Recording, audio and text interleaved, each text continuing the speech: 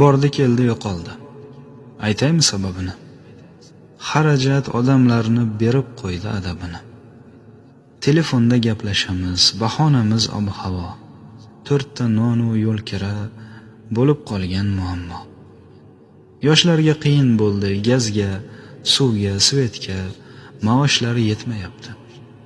Yer solig'i, axlatga. 60-70 yillarga bir qaytaylik, bolalarga yoshligimiz, ertagini aytaylik. Eshigimiz taqillatib to'la yo'q edi.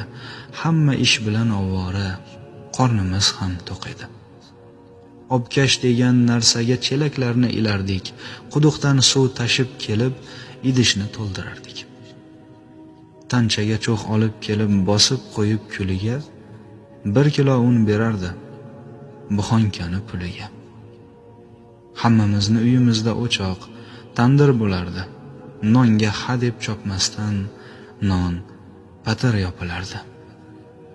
Chiroqning idishiga kerosinni quyib olib, qorong'ida o'tirardik, lampa shisha yoqib olib.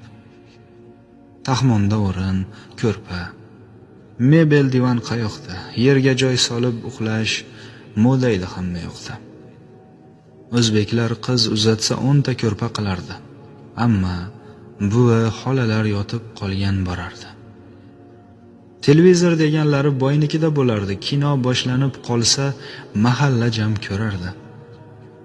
Qozonda suv isitib, kirni qo'lda yuvardik. Vanna, hammom bo'lmagan. Sovuq suvda chayardik. 80ga kirgan buvim voy oyog'im demagan. Chunki o'sha mahalda unitazlar bo'lmagan. Mehnatni rosa qildik. Tilimiz ham bir qarich. Binoyida o'tiribmiz, sochlarimiz oqarib. Endi birorta uyni tandiri, o'chog'i yo'q. Hamma narsa avtomat. Hamma kasal, sog'i yo'q. Mehr ko'zda, yaqinlarni ko'zingiz bilan ko'ringlar.